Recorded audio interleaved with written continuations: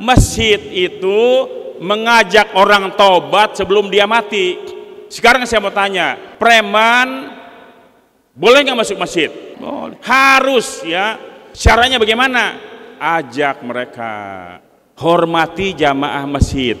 Sebagaimana Allah juga menghormati jamaah yang datang ke masjid. Allah aja memuliakan, kita lebih memuliakan.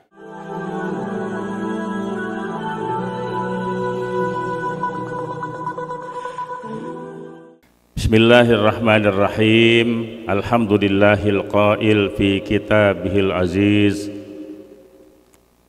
Wal yahsal ladzina law taraku min khalfihim dzurriyyatan dhi'afan khafu 'alaihim falyattaqullah wal yaqulu qawlan sadida. Wassalatu wassalamu ala Rasulillah Sayyidina Muhammad ibn Abdillah wa ala alihi wa ashabihi wa mawalah wa la hawla wa la quwwata illa billah, amma ba'du.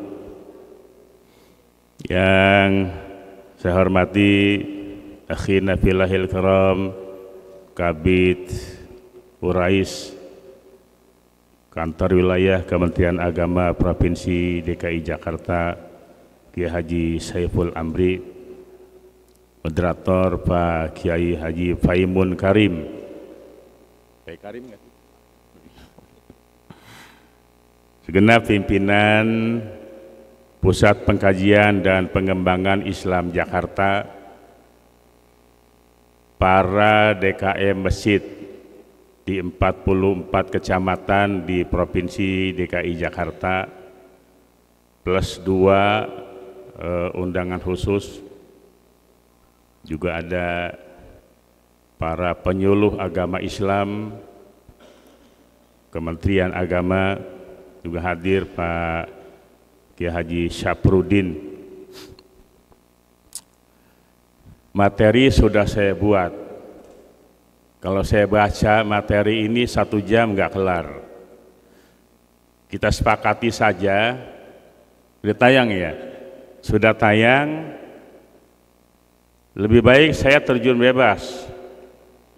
Nanti materi ini saya akan kirim melalui WA. Silakan nomor saya 08 111 875 222. Udah. Kalau nomor cantik itu gampang, 08 111 875 222. Materi saya tayangkan sekilas saja, tidak saya bahas. Penanganan stunting berbasis masjid. Lanjut ya.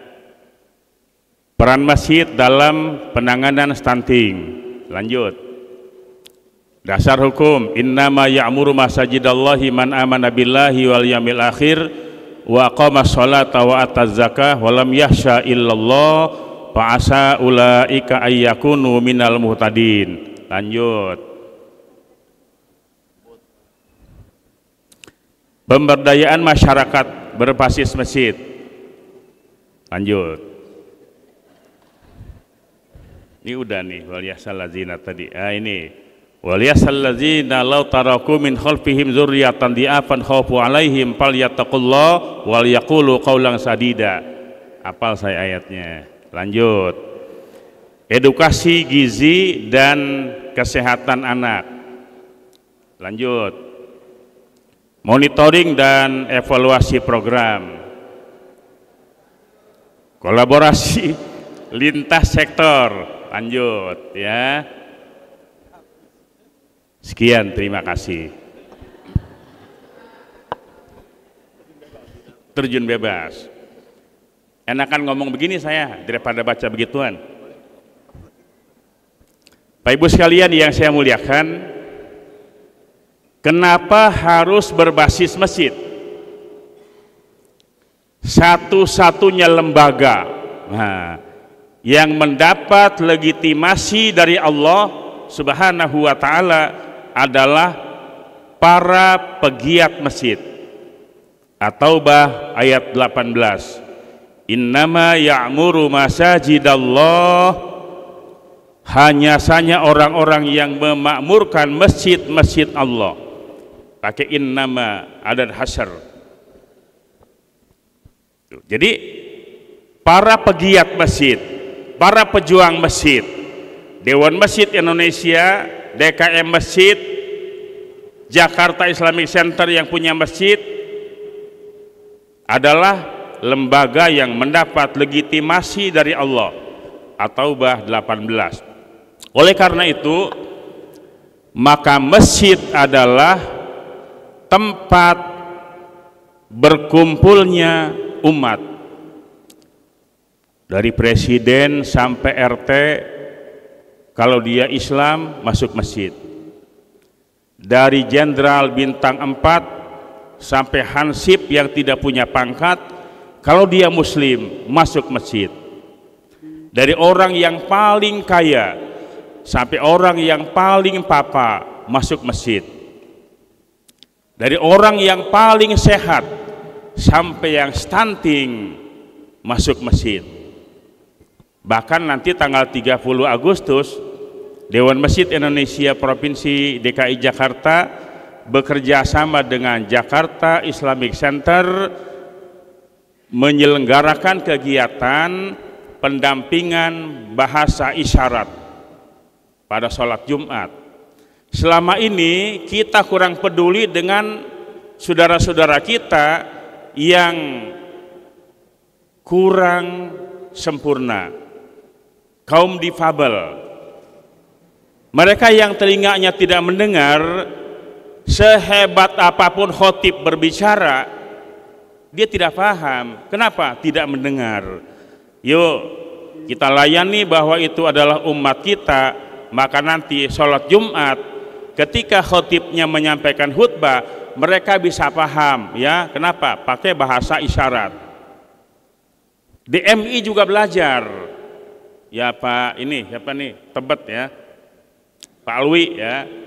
Belajar juga kita ya. Supaya nanti apa? Ketika ada teman-teman yang kurang mendengar, kita langsung bisa mengomandani. Oh, ternyata bisa. Begitu ya. Nah, pelayanan umat ini seluruhnya ada di masjid. Saya tidak ingin yang sulit-sulit. Coba kita kembali ke masa-masa lalu. Dulu kalau ada orang syukuran, pindahan rumah, nikahin anak, nyunatin anak, selalu tetangganya diundang. Ustadz, Bapak datang ya ke rumah saya. Undangannya apa bunyinya? Bahasanya apa? Dulu ya Pak Haji Muniri ya, lagi di Betawi dulu, acara apa nih? Tolong datang ke rumah saya, selamatan. Kan begitu bahasanya kan? Undangan apa? Selamatan. Selamatan apa? Selamatan pindahan rumah, selamatan nyunatin anak, selamatan menikah, selamatan nikah lagi, enggak itu mah ya. Diundang kita, acaranya selamatan. Maka yang dibaca adalah doa selamat. Apalah nggak doa selamat? Nyok, rame-rame kita baca. Allahumma inna nas'aluka salamatan fid din wa afiatan fil jasadi wa ziyadatan fil ilmi wa barakatan fil rizqi wa taubatan qoblal maut wa rahmatan indal maut wa maghfiratan ba'dal maut. 7 hal inilah yang sangat penting di dalam pengamalan kita beragama, berbangsa dan bernegara berbasis masjid. Ini aja nih yang saya mau bahas ya. Pertama, kita minta kepada Allah salamatan fid din, keselamatan dalam agama. Artinya apa? Masjid tempat pembinaan akidah manusia, akidah umat, pembinaan akidah, pembinaan akhlak. Ketika terjadi carut marut seperti sekarang ini, kita ini sekarang sedang membahas bukan hanya stunting, membahas pinjol, membahas judi online, membahas kenakalan remaja, membahas kenakalan orang tua. Jangan cuma remaja yang dianggap nakal, kenakalan remaja. Saya jawab, kenakalan remaja itu tidak lepas dari kenakalan orang tua. Ya nggak begitu? Kalau kita nggak bilang gitu, anak muda marah dia. Kenakalan remaja, dia marah. Enak aja Bapak, kenakalan kami disebabkan oleh kenakalan bapak-bapak. Begitu dia kata. Daripada kita diserbot dia, kita ngakuin dulu aja Pak Kiai Zen. Kenakalan anak muda tidak lepas dari kenakalan orang tua. Kalau orang tuanya nakal, insya Allah anaknya juga ikut, ya. Nah, pembinaan akhlak, pembinaan akidah di masjid. Yang kedua, apa? Wa'afiatan bil jasadi, layanan kesehatan berbasis masjid. Jadi bahwa masjid itu bukan hanya bicara ibadah mahdhah, tapi juga bicara ibadah ghair mahdhah. Masjid tempat layanan kesehatan umat. Maka sudah banyak sekarang masjid ini yang membuka klinik kesehatan, termasuk stunting. Gubernur DKI Jakarta Pak Anies Rashid Baswedan mengakui keberhasilan penanganan COVID-19 itu diantaranya adalah karena ditopang oleh para jamaah masjid. Dibuka di pos RW, target 150, yang datang 75. Begitu dibuka di masjid, target kita 200, yang datang 300. Saya mau kasih contoh yang real nih. Di Cakung, pesertanya 300 orang. Udah daftar semua. Ustadz, vaksinnya pakai apa? Pakai Sinovac. Itu kan kelas rata-rata ya, di kampung Sinovac. H-2 informasi dari Dinas Kesehatan, ganti Pak, bukan Sinovac, pakai AstraZeneca, AZ ya. Mundur. Jamaah nggak mau karena dia maunya Sinovac. Kalau pakai AZ, begitu suntik dia pingsan, begitu katanya. Mundur. Karena di masjid, yuk rame-rame datang ke masjid. DKM masjid, para asatidz, kiainya membujuk, jangan khawatir. Ya, saya ketua DMI DKI, ketua MUI DKI, ketua PUHAP, itu divaksin di balai kota pakai AstraZeneca. Nih contohnya nih, orang yang vaksin pakai AZ keren. Akhirnya apa?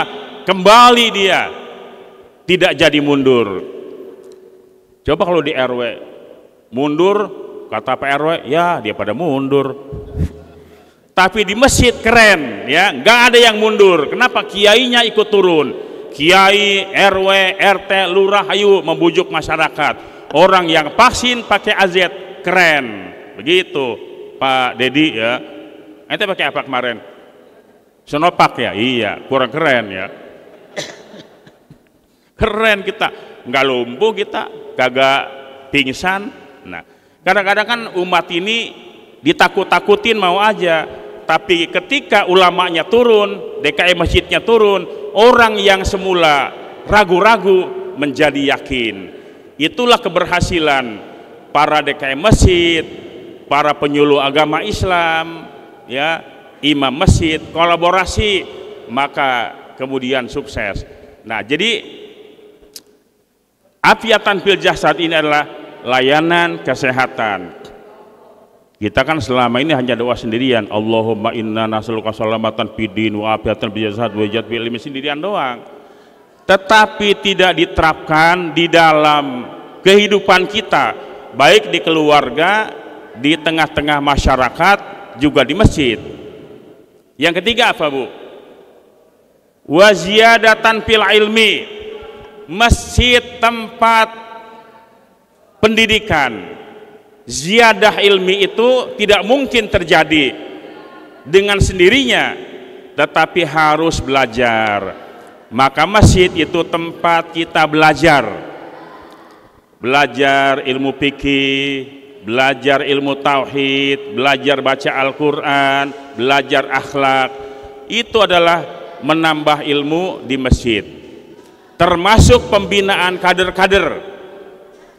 Ini kan di kampung kita ada kader dasawisma, ya. Ayo silahkan di masjid, gunakan sarana masjid itu untuk melatih kader-kader yang tangguh, bukan hanya melatih dia sebagai ustazah nanti, tetapi juga sebagai juru bicara penanganan stunting di masjid. Kiai, ustazah berbicara stunting. Tadi Pak Kiai Didi sudah menyampaikan khutbah Jumat bicara stunting. Siap kita penyuluh agama menyampaikan ceramah, pengajian, babnya bab stunting. Polisi kita undang bicara stunting, bicara narkoba, bicara pinjol, bicara judi online, lengkap. Ziyadatan fil ilmi. Yang keempat, wa barokatan fil rizqi, berkah dalam rezeki. Maksudnya apa? Maka masjid adalah pusat ekonomi umat, rezekinya berkah. Ayo jadikan masjid-masjid kita ini lingkungannya ada para pedagang, ya. Kalau ada orang yang kurang mampu, janda-janda muda yang tidak punya modal, kasih dia. Kenapa saya bilang janda muda? Janda muda suaminya meninggal, anaknya 3. Kasih jangan? Kasih ya? Kasih. Janda-janda tua diurus oleh negara.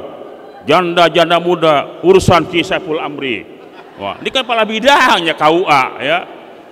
Ini KUA di Jakarta kan di bawah beliau nih, ya. Maka saya bilang gitu. Jangan hanya perhatikan janda tua, perhatikan juga yang muda. Kasih dia modal atau ajak dia ke KUA, carikan jodoh. Kalau nggak bisa carikan jodoh, kasih dia modal. Ini adalah, saya kira masjid masih bisa berdaya, masih bisa bagaimana memikirkan umat. Barusan saya ada tamu dari Bandung. Dari Bandung ingin belajar bagaimana pembinaan umat ekonomi di masjid. Ayo silahkan. Besok ada tamu dari Bangka Belitung ke DMI DKI, belajar bagaimana cara mengelola BOTI, ya. Dewan Masjid tempat orang belajar dari mana-mana, ya. Nah, pusat pembinaan ekonomi lagi warahmatan indal selamatan fidin, afiatan fil jasad, ziyadatan fil ilmi, barokatan rezeki, wa taubatan qoblal maut. Ini masjid ini tempat orang bertobat sebelum mati. Maksudnya apa? DKM masjid harus memperhatikan orang-orang yang akan terjerumus. Kita selama ini ceramah, khutbah di depan orang yang udah pada bener, ya Bu ya. Ngaji hari Rebo, yang hadir orang bener semua. Kan begitu ya. Pengajian malam Jumat, yasin, tahlil, ceramah, yang diceramahin orang udah pada bener. Nah, maka wa taubatan qoblal maut, artinya apa? Masjid itu mengajak orang tobat sebelum dia mati. Sekarang saya mau tanya, preman boleh nggak masuk masjid? Boleh. Harus, ya. Caranya bagaimana? Ajak mereka ke masjid. Kadang-kadang kita preman itu jauhin. Wah, di mah preman gak usah diundang. Preman itu diundang. Sebelum diundang, kasih dia duit dulu 20.000. Ayo, ajak dia ngopi dulu. Begitu caranya. Saya kalau ceramah kemana saya bawa duit nih. gocengan cebanan. Sebelum dia diomelin kasih uang dulu. Kita ngomel doang kerjaannya kan. Orang diomelin terus, neraka jahanam, kamu brengsek, kamu jauh dari Tuhan. Dia lapar perutnya. Ajak lu ke warung Tegal sambil ngopi, kasih dia makan, bayarin, nasehatin, itu akan berhasil. Maka ustadz ya sekarang kemana-mana mesti bawa duit. Ibu ya, iya bawa duit. Khawatir ada preman pengen beli es, kasih dia. Itu cara kita mengajak orang untuk bertobat. Kalau hanya digembar-gembor, tobat lu, tobat. Ustadz ngomong doang lu. Begitu dibalikin. Wa maghfiratan ba'dal maut, wa taubatan qablal maut. Suruh dia tobat. Jangan begini. Kita kadang bisa nyalahin doang. Marbot kita, muazin kita azan subuh. Yang datang ada berapa sop? Paling 2 sop. Subuh-subuh dia azan, yang datang 2 sop. Sekali waktu dia azan jam 10. As-salatu khairum minan naum. Se-RW datang. Muazin gila lu. Jam 10 azan subuh. Apa kata muazin? Yang gila gua apa lu? Gua azan jam 4.30 menit, lu kagak datang. Lu malah tidur. Gua azan jam 10, lu pada datang. Jadi yang gila gua apa lu? Ya begitu kan. Warahmatan indal maut. Tadi preman taubat. Sekarang warahmatan indal maut itu masjid harus mendampingi ketika orang itu akan wafat. Kan begitu. Ya dibimbing oleh para pengurus masjid. Nih ada jamaah kita nih, dia udah sekarat. Kita datengin.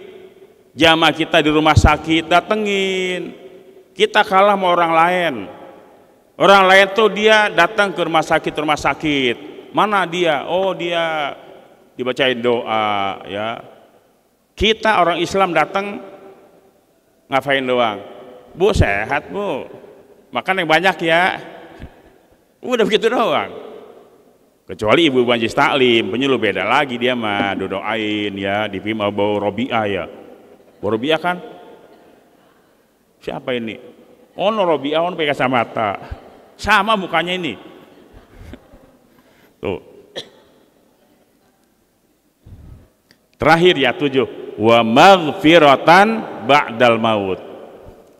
Jadi masjid itu dari pembinaan akidah, akhlak, pembinaan ekonomi, tempat kita belajar, preman suruh tobat, pendampingan ketika dia sekarat, sampai terakhir mau masuk lubang kubur, bahkan sudah ribuan tahun yang lalu masih mendapat perhatian dari DKM masjid. Wa maghfiratan ba'dal maut. Ampunan Allah sesudah dia mati. Maka tidak heran kalau hampir tiap masjid, jumlah masjid di Jakarta 4.666 masjid itu yang terdaftar di DMI, itu tiap hari mendoakan orang yang sudah mati. Khotib ketika hari Jumat, Allahumma ighfir lil muslimina wal muslimat wal mu'minina wal mu'minat al ahya'i minhum wal amwat. Didoain ketika dia sudah meninggal dunia. Maka tugas para DKM masjid ini amat sangat luar biasa, dan dia bekerja untuk Allah Subhanahu wa ta'ala. DKM masjid, imam masjid, marbot masjid, guru ngaji di masjid, penyuluh agama yang ngajar di masjid, itu semua adalah pegawai-pegawai Allah Subhanahu wa ta'ala. Terakhir saya tutup dengan hadis kursi. Inna buyuti fil ardil masajid wa inna zuwari fiha ummaruha patuba li abdin tatahhara fi baiti summa zaroni fi baiti Fahaqqun alal mazuri ayyukrima zairahu. Sesungguhnya rumahku di bumi, kata Allah, adalah masjid. Seluruh masjid yang ada di muka bumi ini adalah rumah Allah. Wa inna zuwari fiha ummaruha. Sesungguhnya siapapun yang datang ke masjid, maka dia merupakan tamu-tamu Allah. Tidak pandang kaya ataupun miskin, pejabat tinggi atau rakyat jelata, semuanya merupakan tamu-tamu Allah. Allah itu menghormati, memuliakan tamunya. Tuh, Allah saja memuliakan tamunya, apalagi kita, ya. Makanya kita sekarang tengah menggalakkan masjid ramah. Ramah apa?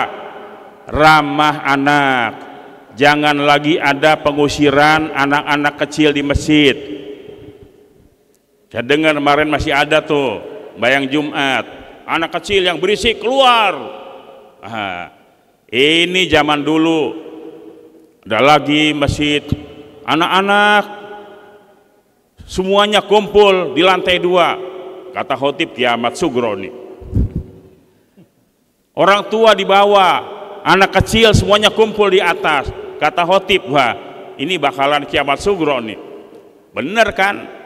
Anak kecil dikumpulin di atas semua. Ya, yang pada main pukulan, yang pada tiduran, yang main hom pimpa lahim gambreng. Hari Jumat tuh. Yang salah bukan anak-anak, yang salah DKM masjid memanage anak kecil. Tuh bocah dikumpulin jadi tuh barang udah. Salah memanage. Ramah anak. Habis ribut anak kecil nakal. Yuk kita berkaca dulu. Dulu kita pernah nakal nggak sih? Zaman-zaman dulu nih terawih itu imamnya lagi sujud, ambil pukulan beduk disogok pantatnya. Itu dulu. Sekarang ada nggak yang begitu? Nggak ada. Berarti nakalan siapa? Nakalan siapa orang dulu? Bocah sekarang cuma teriak-teriak doang, ya. Kalau dia diusir, larinya ke main game, main dingdong, tawuran. Ramah disabilitas. Nah, udah mulai nih. Masjid-masjid terapkan sekarang itu bagaimana orang yang tidak bisa sholat secara sempurna, normal, siapkan dia kursi. Di Masjid Haram, Masjid Nabawi ada kursi, ditempatkan di depan. Di masjid kita mentang-mentang dia sholatnya duduk, ditaruh di pojokan. Bapak aki-aki ya, nggak bisa berdiri sembayangnya, tuh kursi di belakang di pojokan tuh. Padahal dia sedih, gue juga pengen di sop depan, datang duluan, dikasih di belakang di pojokan. Jadi berdiri ya, siapin di depan kursi pojok sono ya, paling 2 orang yang begitu kan. Yang penting tidak mengganggu yang lain kan. Kesian dia menangis ya. Masjid Umar bin Khattab itu masjid dari mulai ketua itu nggak ngelihat sampai jamaahnya. Maka ketika dia udah hafal tempat wudhu di mana, toiletnya di mana, dia udah hafal tuh. Dari tempat wudhu menuju masjid udah hafal, biarpun dia matanya nggak ngelihat. Dan landai rata. Coba kalau misalnya nggak rata kayak begini nih, dia tuh balik. Ya. Jadi pelayanan di masjid untuk kaum difabel. Ramah lingkungan. Kemarin rapat di kelurahan tuh, Jakarta Pusat ya, Johar Baru mana? Kemarin ya Pak. Rapat di kelurahan ya, orang kampung protes ke masjid. Itu belum laporan tuh ya. Kenapa orang kampung protes? Pengeras suaranya teriak-teriak misalnya ya.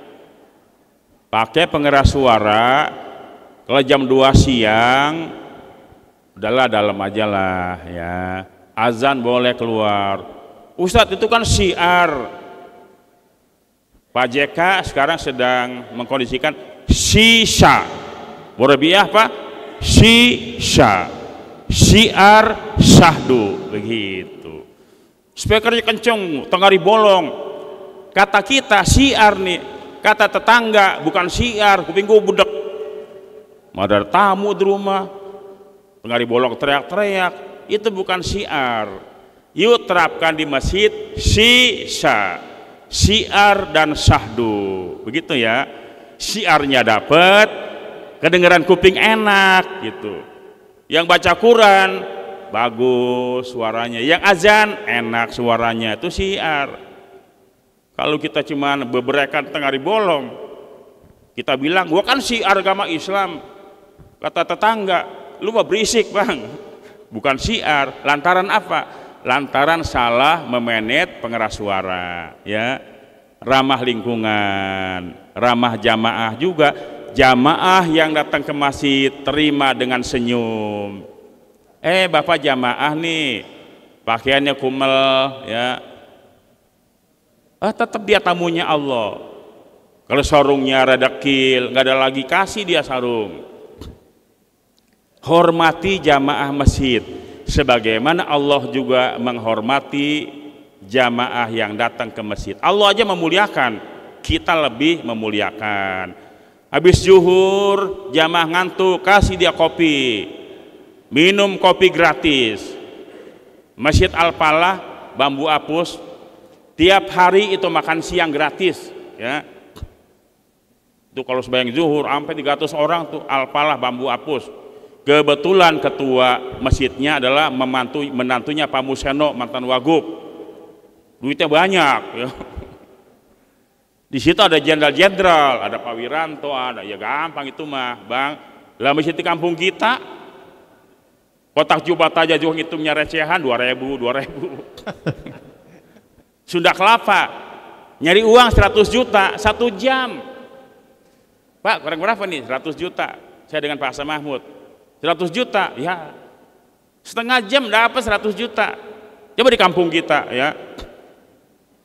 Di sono di Kalibaru ada orang Kalibaru namanya ada saya islamin orang sana tuh, Cina Kongsu apa tuh, 3 orang saya islamin tuh, hitam ini Cina tapi Cina apa namanya, Kongsu ya Pak Bu, Kongsu apa itu yang di Kalibaru sana Marunda sono namanya apa itu, hah? Iya itu ya. Pakai waktunya. Iya. Baik, saya kira ini ya. Wallahul muwaffiq ila aqwamit thoriq. Assalamualaikum warahmatullahi wabarakatuh.